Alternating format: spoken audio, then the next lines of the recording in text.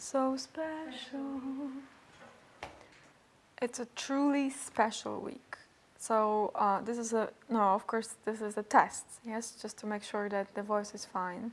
No, it's not a test, no. But the week is special. But the week is very special. Hello guys, welcome to another episode of CQURE Hacks Weekly. This is actually a very special episode because the week is very special, because as you know, we've got US elections. So I am Paula J. I'm Greg. Yes, and we would like to share with you a couple of concerns that our team has regarding security during the elections, because we are sure that this is something that everybody is interested in and everybody talks about it. Nobody knows what's going to happen. Actually, we are more asked about those concerns, not having those concerns personally. Yes, yeah, exactly. Like we've been asked a couple of questions what we think about security of elections. And one of the very popular things was DDoS. So what about that? Yes, actually, we have to split the election process into some parts if we try to establish kind of a risk assessment for this. First one is about people going for the election point. Yeah, like humans, yes? Yes, it's absolutely. about attacking human behaviors, I can Yeah. say. Another one is about performing the voting itself. Yes. And another one is about counting votes. Counting votes, yes. And that's all. Yes, And so we've got which this. part would like to do DDoS? Well, first of all, since you've got the possibility to do it with the internet, yes, that's the question. Like, what about these voters? You should remember about the scale. Yeah. Because internet voting is not for anyone. It's No. not like very popular. It's allowed for a couple of people working and being outside of United States, so it For limits example, the number yeah. significantly. And it's possible also, for example, for Alaska. But number of voters using this media or being allowed to use this media is extremely limited. So even if you destroy anything, if you have a chance, let's imagine it, for disturbing this process, it will affect a really small percentage of voters. So it's not significant in my private opinion. It's not that much significant. Of course, it's not good, but it's not that significant. So the DDoS that we are talking about, well, there is a saying that the attack on DIN was like a little warm-up before what is possible.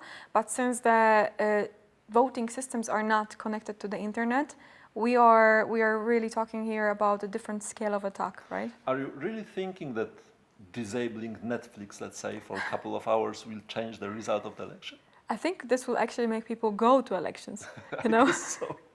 I think that would be the result. Well, okay. Anyway, let's talk about the other part. What about, for example, terroristic attack? It's not about cybersecurity, but it's definitely easier to perform performing a huge-scale DDoS attack. Yeah. It's just cheaper in terms of cost, so it's easier to perform, and will make a lot of more impact, in my private opinion. But we are talking about cybersecurity here. Yeah, absolutely. I mean, it's not something that we should ignore. We are not specialists on that, but this will make people to stop going. That's my point. Probably, yes. Yeah, like, would you go when to we the... are talking about the risks, Yeah. we have to compare the risk in our area to risk in the overall landscape. So definitely the risk of affecting elections by DDoS is not really a scenario I can imagine as possible. No. The threat that I see is the terroristic one, yes, that I mentioned, that you will actually stay home. Let's focus on cybersecurity. Yeah, I know. Let's move to that part. Okay. Anyway, so databases. So when people vote in the voting places, what about those? Yeah. So it is said that within the elections, the result will be printed out immediately within the election day, so that there is hypothetically nobody that can affect the printout. Well, we have some paper part of the process. Yeah. We have some voting kiosks which can be vulnerable if they are connected to internet. They can but be shut down, yeah? On the other hand, they can just go down, yes? Well, but it's hard to shut down a piece of paper. Exactly, yeah? So at the end, we can always go back to the classic method, I right? have to remember you one fact from elections in Poland a couple of months ago, actually a couple of years, when the IT system just failed totally, and that counted votes manually. It works. It takes weeks, but it works. Yeah, but it's kind of shameful. But then everybody forgets but about it's it. not Yeah. but the democracy is more important than a shame. So let's count votes manually because it works. It gives you a reliable result. Yeah. So why not? Yeah, at the end, people can just start doing that. And if it's about our perspective, let's see, of course, how that's going to go afterwards.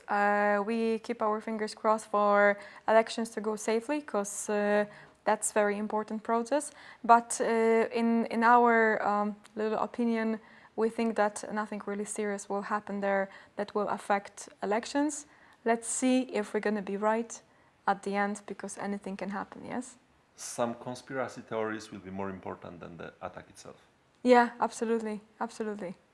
Okay, guys, so this is our little opinion.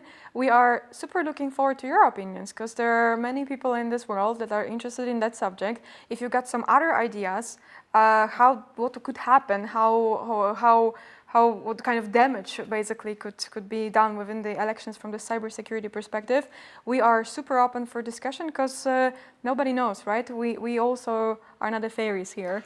Doing such kind of a war game by inventing possible scenarios also a perfect exercise for protecting stuff. So it's a thinking exercise. Yeah, Yep. let's do it. So we are looking forward to your comments. We are there, and let's see. Fingers crossed for safety as usual.